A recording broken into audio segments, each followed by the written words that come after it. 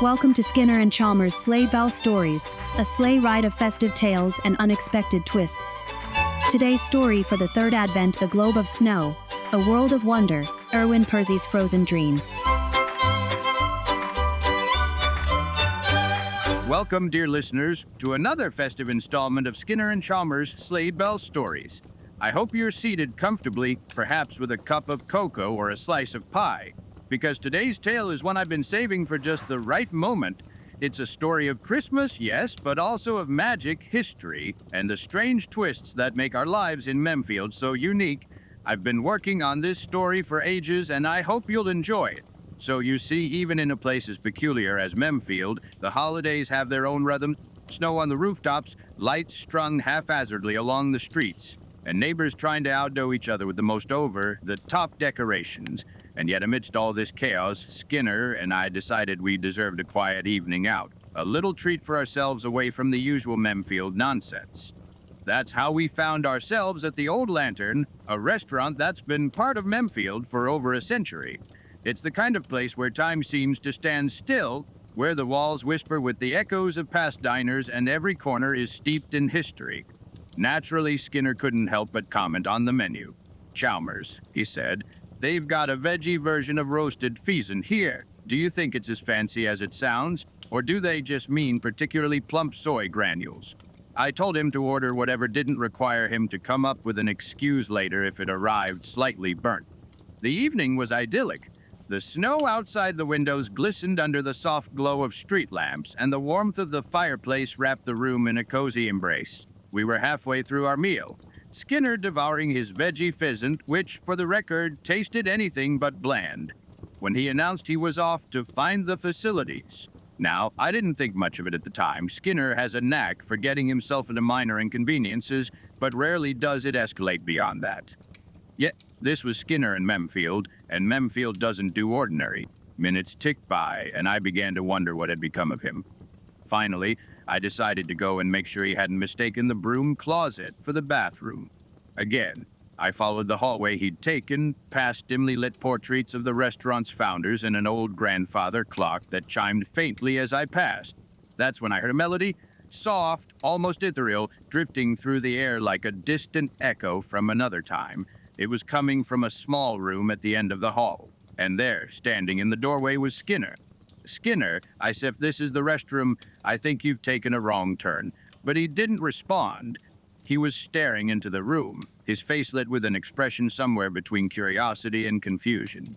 "Chalmers," he said finally, without looking at me, "you need to see this." I stepped closer and peered inside. The room was small, barely more than a closet, an empty save for a single object resting on a wooden pedestal in the center. It was a snow globe, a beautiful, delicate piece, its glass dome perfectly clear, the scene within simple but mesmerizing, the early Vienna of the 19th century, blanketed in snow with factories, chimneys, and with tiny figures frozen mid-celebration. "It's a snow globe," he said. "A rather nice one, I'll admit, but hardly worth missing your dinner over." But Skinner shook his head. "Look closer," he said, pointing to the base. I leaned in and saw an inscription etched into the metal, Persian patent known to Vienna 1900. "Wait," I said, recognition sparking. "Erwin Perzy, the Viennese toolmaker, the man who reinvented the snow globe at the turn of the century." Skinner nodded, his hand hovering over the glass dome. "I think this might be one of the first snow globes he ever made," he said. "It's like holding a piece of history." Before I could caution him not to touch it, because this was Memfield after all, his fingers brushed the glass. A faint shimmer rippled across the globe, and the room seemed to exhale, the air shifting in a way that made the hairs on the back of my neck stand on end. "Skinner," I said, my voice low, "put it down," but it was too late. The shimmer grew brighter, enveloping the globe and spilling into the room. The melody we'd heard before swelled, and before either of us could move, the light burst outward, swallowing us whole. When the light faded, the snow globe was gone, and so was the room. Instead, we found ourselves standing in the middle of a bustling street, the air thick with the sounds of horses' hooves, the creak of wooden carts, and the distant chime of bells. The snow beneath our feet was fresh, the kind that crunches softly as you walk. Above us, gas lamps flickered faintly, casting long shadows against the stone buildings. "Where are we? What is this? Skinner said, his voice barely above a whisper. I looked around, taking in the signs in German, the carriages clattering past, and the towering spires in the distance. If I had to guess, I said, we're in Vienna, but not the Vienna of today. I think we've traveled back in time. Skinner's eyes widened. Back in time. Chalmers, I left the stove on at home. Somehow, I said, I think we have bigger problems right now. Our house has already burned down over 5,000 times. The God Cube can handle without us once again without any problems. Then, a snowflake drifted down in front of us, but it wasn't like the others. It shimmered faintly, swirling in the air in a way that seemed deliberate, as if it wanted us to follow. Skinner naturally was skeptical. Chalmers, you're not seriously suggesting we follow a snowflake, are you? Do you have a better idea? I asked. He didn't, so we followed it. The snowflake led us through narrow alleyways and cross cobblestone streets, past bustling markets and the warm glow of fires burning in hearths. Finally, it brought us to a quiet alley near what appeared to be an industrial estate. The air was thick with the smell of burning coal, and the snowflake hovered over a small mound of snow before settling gently onto it. Skinner knelt down, brushing the snow away to reveal a foundation stone. Engraved on it were the words, Building Contract Persnischuming Gas 87, Vienna. Perzin, Skinner said, his voice barely above a whisper. That was on the snow globe. This must be where it all began. Before I could reply, a voice cut through the stillness. You're not from around here, are you?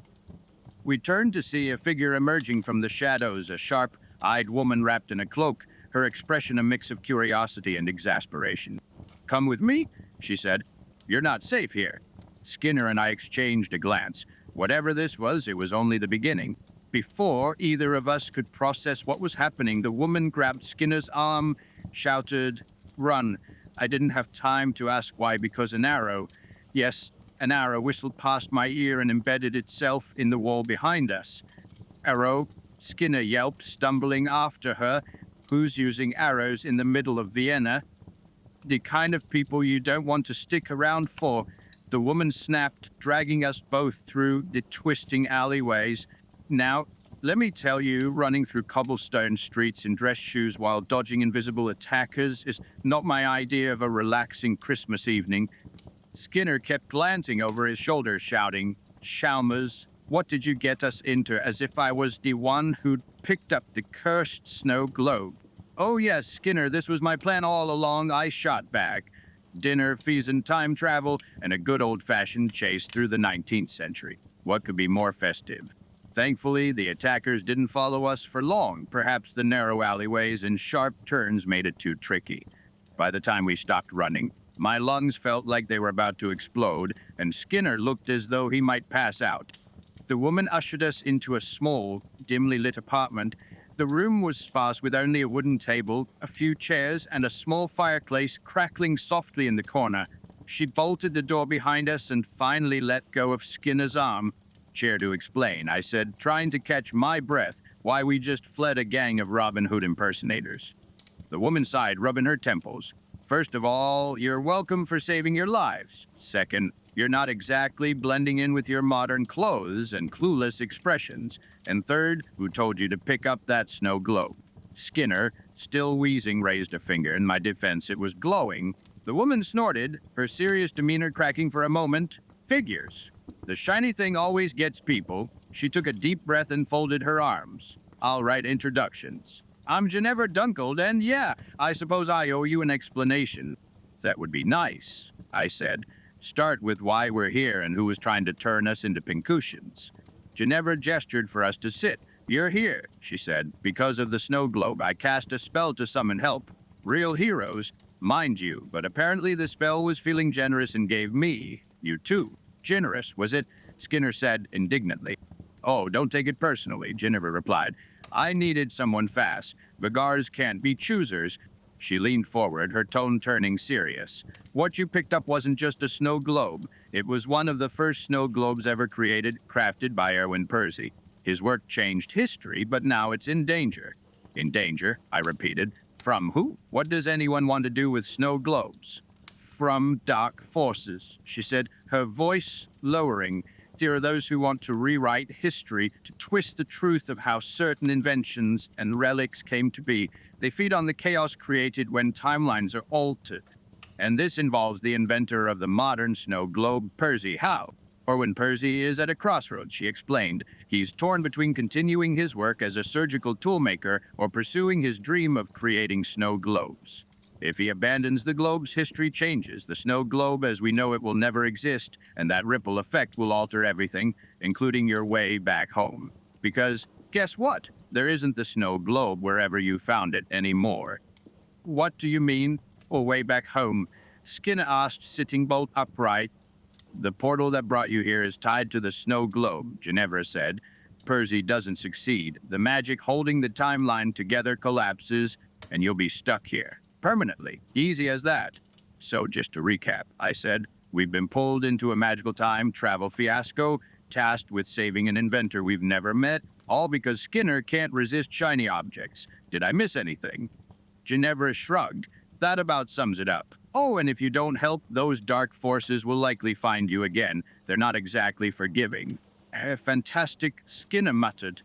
All I wanted was a nice dinner, and now I'm in a century where central heating doesn't exist, running from people with arrows. This is why I stay home.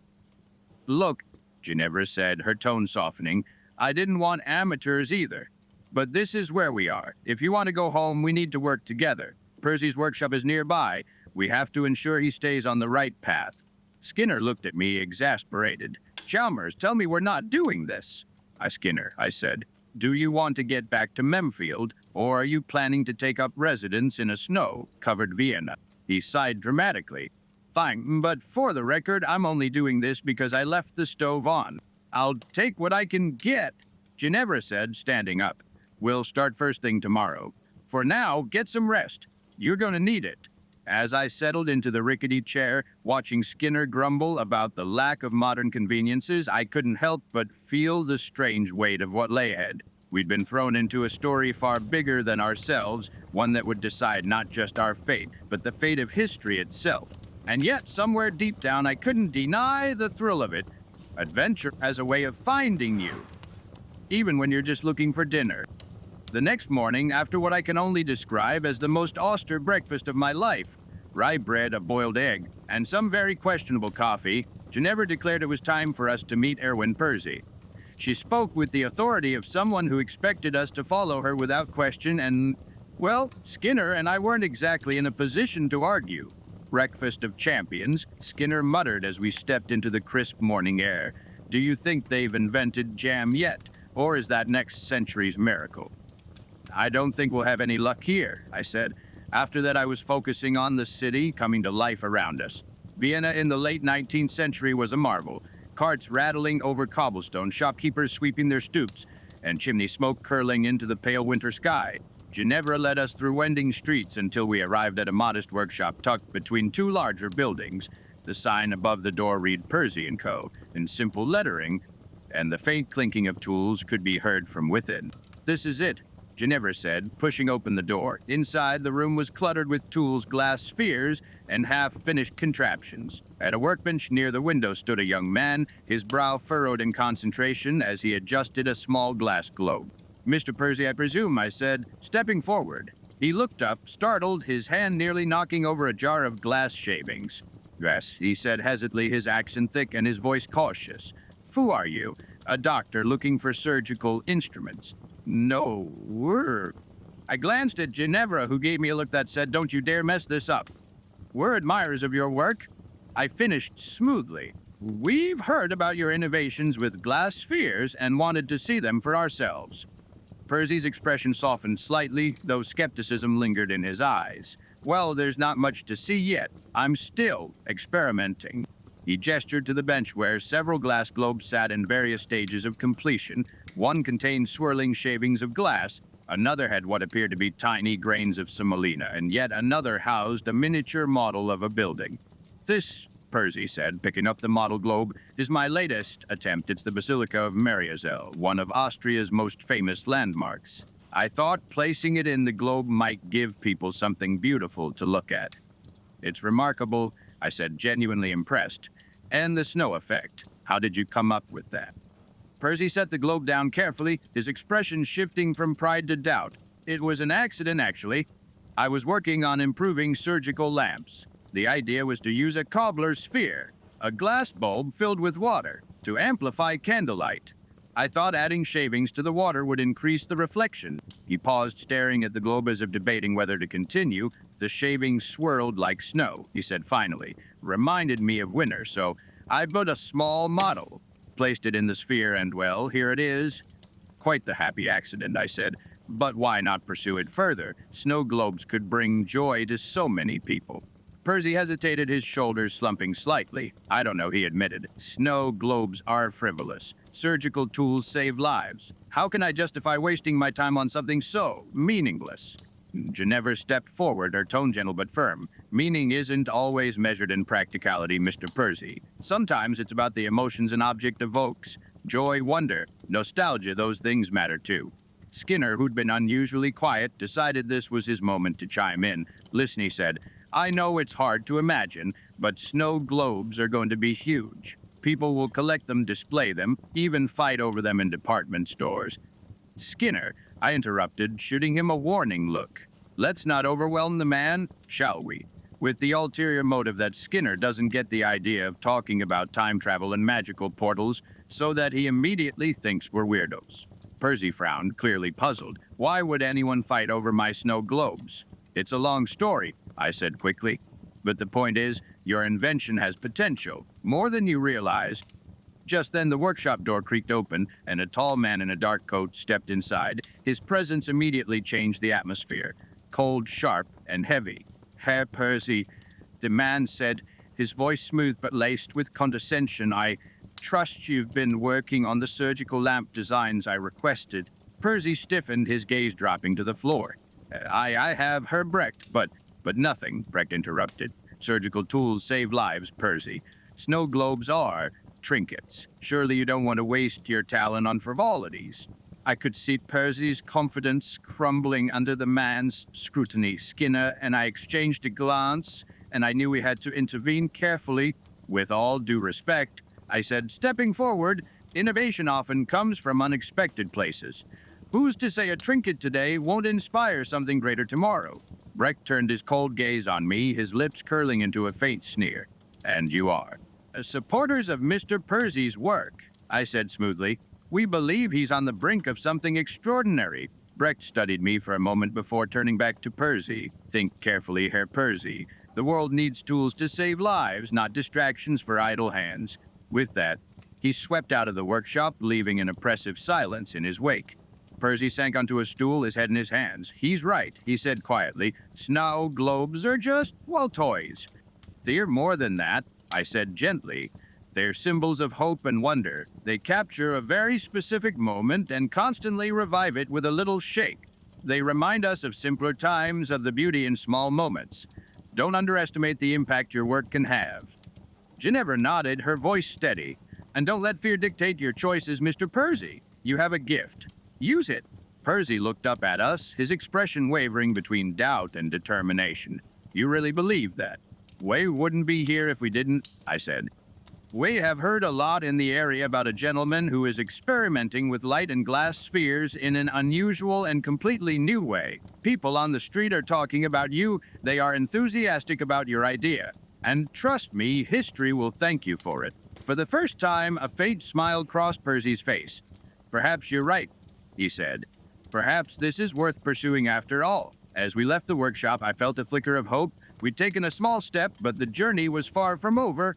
Now, we just had to make sure Perzy stayed on the path, and that Brecht didn't come back to derail him. After all, the fate of history depended on it.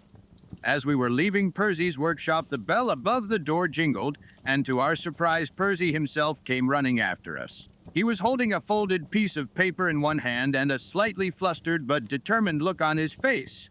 Wait, he called out, catching up to us at the threshold. I wanted to thank you properly. He handed me the paper, which turned out to be a leaflet beautifully hand-drawn with plans for a factory. At the top, in bold letters, were the words, Perzy Snow Globe Factory, grand opening soon. I've been working on this in secret, Perzy said, a faint blush creeping up his cheeks. I wasn't sure if I'd ever have the courage to go through with it. But after what you said, well, it's time I stopped doubting myself. Skinner clapped him on the shoulder. Good for you, Erwin. And don't let anyone tell you snow globes aren't important. I've already got a spot picked out on my desk back home for one. Perzy smiled shyly. I'd be honored if you came to the factory when it's ready to lay the foundation stone. It would mean a lot to me. Ginevra nodded. We wouldn't miss it. With a final handshake, Perzy turned back into his workshop, leaving us standing in the snowy street. The air was crisp, and for a moment, it felt like everything might turn out fine. But of course, this is Memfield, or something like it, and peace rarely lasts. So, came a voice from behind us, smooth as silk but cold as ice. If it isn't Ginevra Dunkeld, and some new friends. We spun around to see Herr Brecht standing in the shadow of a nearby lamppost. His dark coat blended with the dark aura surrounding him, and his eyes glinted like steel. Herr Brecht, I said, keeping my tone steady. What a surprise. Surprise, he repeated, his lips curling into a thin smile. Hardly. I knew you wouldn't leave well enough alone. Wherever there are fools trying to meddle with history, you're sure to be close by Ginevra. I think we prefer the term preserve history, I said, crossing my arms. Brecht's smile didn't falter, but his tone sharpened. Preserve Matt oil. Call it what you will, but let me be perfectly clear, whatever you're trying to do with Perzy, you're wasting your time. He doesn't belong in the world of frivolous trinkets. He belongs to us. Skinner, who had been quietly watching the exchange, finally spoke up.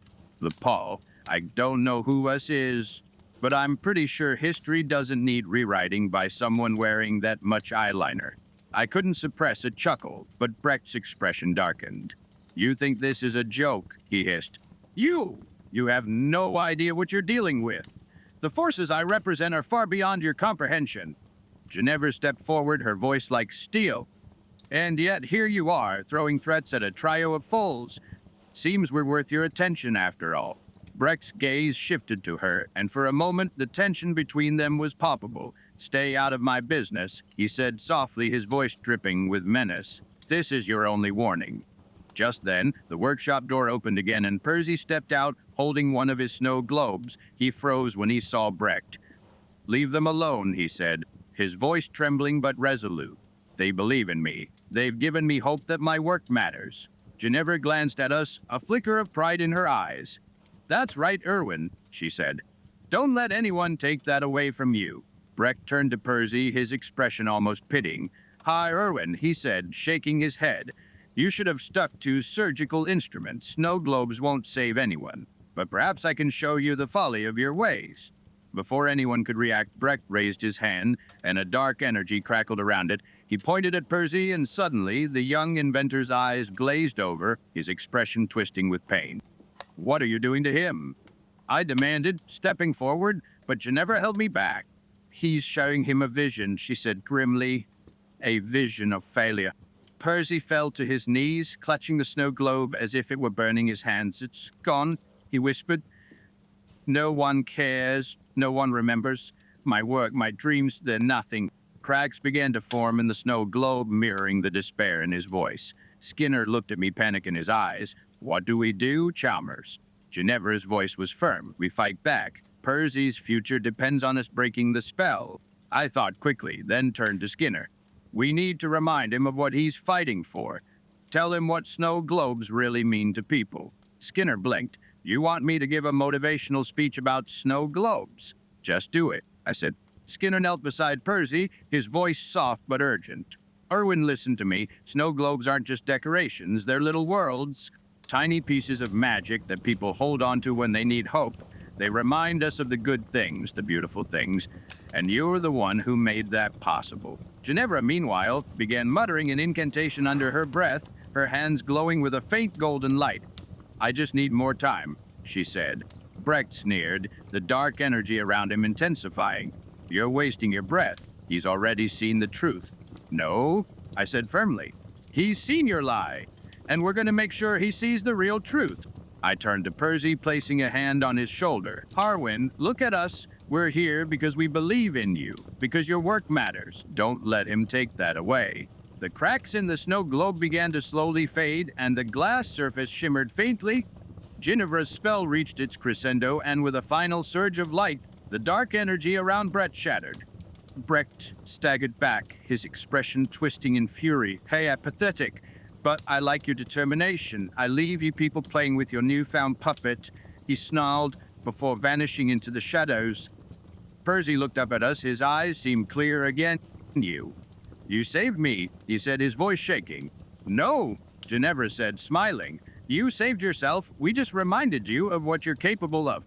Perzy smiled as he tried to pick up a snow globe again, but at that moment, his eyes splintered as if glass were falling apart. No, what am I saying? This nonsense will never get me anywhere, said Perzy, smashing the snow globe on the floor. We were shocked our only hope had disappeared. What had Brecht done to him? As the shattered remnants of the snow globe lay scattered across the street, the weight of what had just happened bore down on us. Perzy sat slumped in his chair now, his face pale, his eyes glazed over and fractured as if reflecting the shards on the street. Whatever dark spell Brecht had cast wasn't just about failure, it was about erasing hope. This can't be it, I said, looking at Ginevra.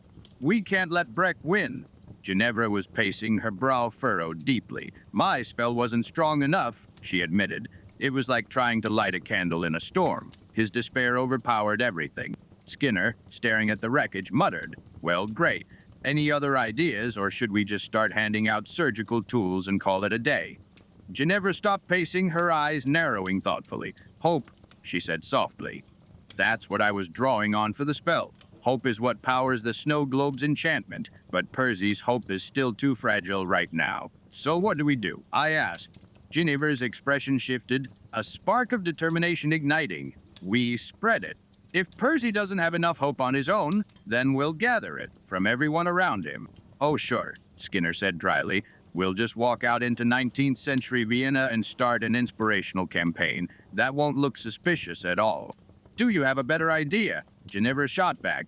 Skinner sighed, brushing dust off his coat. Fine. Let's go spread some Christmas cheer. We stepped outside into the bustling street, and immediately the scale of the task before us became clear. How do you convince strangers to believe in an idea they've never even heard of? Skinner tried first, approaching a vendor selling roasted chestnuts. Excuse me, sir, but have you ever considered the joy of a snow globe? The vendor blinked at him confused. A what? A snow globe, Skinner said, gesturing dramatically. The little world inside glass with snow swirling around a tiny village or a church. Pure magic, right? The vendor squinted. You've been drinking too much mulled wine, haven't you? I stepped in quickly, steering Skinner away before he could escalate. Perhaps we need a gentler approach, I said. Ginevra, meanwhile, was already working her magic, literally. She whispered quietly to a group of children playing nearby, and before long, their laughter filled the air. It's about planting seeds, she said, joining us again. Show them the magic, and they'll feel it. We spent hours moving through the streets, speaking to everyone we could. Skinner talked to shopkeepers, telling them how snow globes could be the perfect centerpiece for their displays. Ginevra conjured illusions of swirling snow to captivate passersby. I found myself drawn to families, painting pictures of cozy nights by the fire, with a snow globe on the mantel to bring a little extra magic to the season. Slowly but surely something began to change. People stopped to listen. They smiled, they asked questions. You know, Skinner said, leaning against a lamppost after an exhausting round of storytelling, if this doesn't work, we've at least secured Perzy a solid marketing team. It's working, Ginevra said, her voice filled with quiet awe. She gestured to the sky above us, where faint tendrils of golden light swirled like ribbons. That's the hope we've been gathering. It's enough for the spell. We hurried back to the workshop, where Perzy still sat motionless, his gaze empty. Ginevra knelt beside him, holding her hands above his head. The golden light swirled down, wrapping around him like a gentle cocoon. For a moment, nothing happened. Then Perzy gasped, his eyes clearing as if a fog had lifted. He looked at us, tears streaming down his face. You didn't give up on me, he whispered. Never, I said, and neither should you. Just then, the air grew cold, and a familiar, menacing voice echoed through the room. Well, isn't this touching? We turned to see Brecht standing in the doorway, his face twisted with fury. I underestimated you, he said, his voice dripping with venom. But don't think for a moment that this is over. Ginevra stood tall, her voice unwavering. You've lost Brecht. Perzy's hope is stronger than your lies, and so is the belief of the people. Brecht's eyes narrowed. Enjoy your little victory, he said, his form beginning to dissolve into shadow. But mark my words, Dunkled. You haven't seen the last of me. Next time, it won't be that easy. As he vanished, the room felt lighter as if a storm had passed. Perzy stood, clutching one of his snow globes, his hand steady and his expression resolute. I'll make this work, he said, his voice firm. Not just for me, but for everyone who believes in what these globes can represent. Ginevra smiled, and we'll be here to help lay the foundation, together. As we left the workshop that evening, the golden light still lingering in the air, I couldn't help but feel that we'd accomplished something extraordinary. Christmas magic, after all, is about more than just snow and lights. It's about hope, belief, and the courage to chase your dreams. No sooner had we breathed a sigh of relief than a knock echoed through Perzy's workshop. Then another, and another, growing louder and more insistent. Perzy froze, his snow globe still clutched in his hands, his eyes wide with apprehension. "I expecting company?" I asked, though I already knew the answer. Ginevra shot me a knowing look. "Let's find out." She opened the door, and to our astonishment, there they were, the people we'd spoken to earlier. Shopkeepers, families, vendors, even the chestnut seller who had originally thought Skinner was drunk. They crowded the doorway, their faces eager and full of anticipation. "Her Perzy," a woman called out from the front. "We've heard about your snow globes. Are they real? Can we see them?" Another voice chimed in. "When will they be for sale? My children haven't stopped talking about them since this afternoon." Perzy blinked as though struggling to process what he was seeing. Slowly, a smile began to form. He set the snow globe down gently and stepped forward, addressing the crowd. You want to see my snow globes?" "Of course we do," someone shouted. "They sound magical." Perzy glanced back at us, his expression a mixture of disbelief and delight. I gave him an encouraging nod. "Go on, Erwin, show them." Perzy led the group into his workshop, carefully displaying the few globes he had completed. The crowd marveled at the swirling snow, the tiny, intricate models inside the glass. Children pressed their faces to the workbench, giggling as Perzy tilted the globes to make the snow fall. Skinner leaned over to me, grinning. "Looks like the snow globe revolution has begun." After what felt like hours of questions, laughter, and enthusiastic promises to buy as soon as the globes were ready, the crowd finally began to disperse. Perzy stood in the center of his workshop, looking utterly transformed. "I can't believe it," he said, his voice trembling with emotion. "They actually believe in me?" Ginevra smiled warmly. "They believe in your vision, and now you do too." Perzy turned to his workbench, his movements more purposeful than before. "I need to refine the design," he said, more to himself than to us. "If I'm going to open this factory, I need to perfect every detail." "And you'll need funding," I added. "What's your plan for that?" Perzy hesitated, then gestured to a stack of sketches. "There's an investors' meeting in a few days," he said. "I've been invited to present, but I didn't think I'd actually go." "Well, now you are," Ginevra said firmly. Skinner clapped his hands together. "Looks like we've got a presentation to prepare." Over the next day, we worked tirelessly with Perzy. Skinner helped arrange the display globes, occasionally sneaking a shake of each one just to watch the snow swirl. Ginevra coached Perzy on how to present his vision with confidence, and I helped refine his sketches, ensuring every detail of his idea was clear. As we worked, Perzy shared more about his life, his inspirations. He picked up one of the snow globes, holding it as if it were the most precious thing in the world. "My father loved snowy winter nights," he said quietly. "He used to say that snow had a way of making the world feel peaceful, no matter what chaos was happening around you." His voice grew softer. "When I started working on these globes, I wanted to capture that feeling, to give people a little piece of that peace, that beauty, to hold in their hands." The room fell silent, the weight of his words settling over us. Ginevra reached out, placing a reassuring hand on his shoulder. "You're on the right path, Erwin. What you're creating is more than just an object. It's a gift to the world." Perzy smiled, his eyes misty. "Thank you," he said, "for everything." As a token of gratitude, Perzy began sketching something on a blank sheet of paper. It was a concept drawing, a snow globe unlike any of the others, with intricate details and a unique design that seemed to radiate warmth even in its unfinished state. "This," he said, handing the drawing to me, "is for you. When the factory is open, I'll make it for you." Consider it a thank you for believing in me when I couldn't believe in myself. I took the drawing, my chest tightening with emotion. We didn't do this for a reward, Erwin, but I'll treasure this and the snow globe it becomes. And for the first time, I felt we'd done more than preserve history. We'd helped build a future, one snow globe at a time. Just as I was admiring the delicate lines of Perzy's snow globe sketch, something strange happened. A faint glow began to radiate from the paper. At first, I thought it was a trick of the light, perhaps the candles in the workshop, but then the glow intensified, spilling over the edges of the sketch and filling the room with a soft, golden hue. What is that? Perzy stammered, his eyes wide as he stepped back. The glow began to twist and spiral, forming a shape in the air.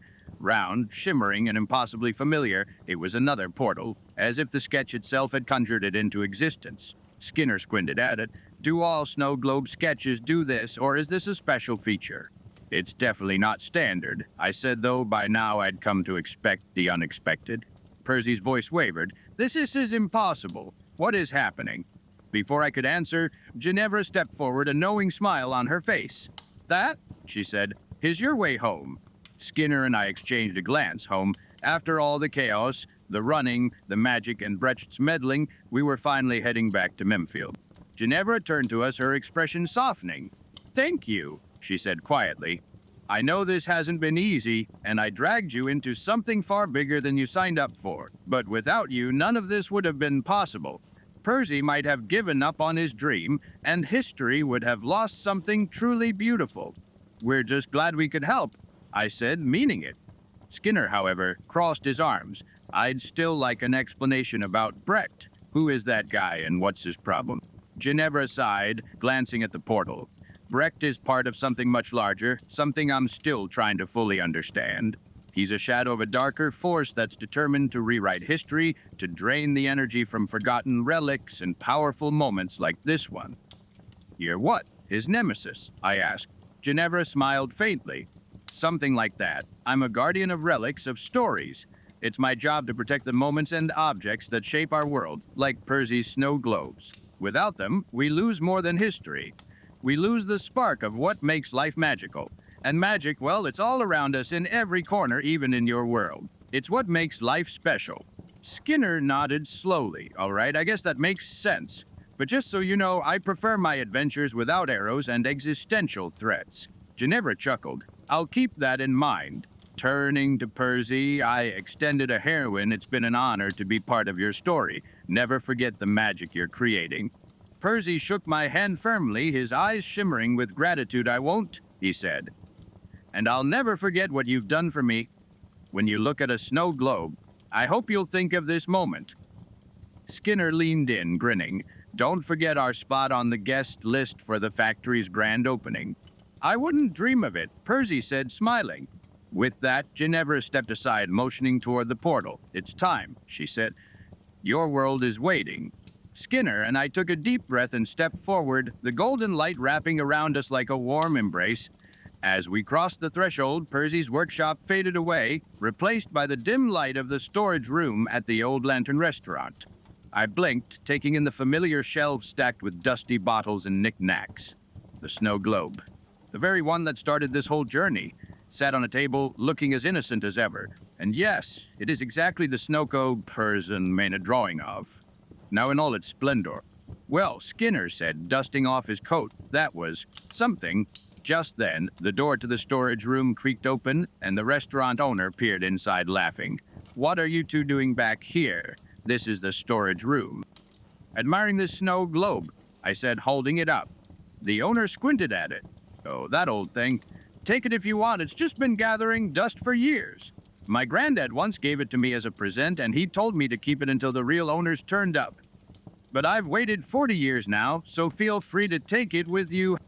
Skinner's eyes lit up. Don't mind if we do. He tucked the snow globe under his arm, and we made our way back to our table. As we sat down, the smell of our now cold dinners wafting up, Skinner sighed contentedly. Chalmers, he said.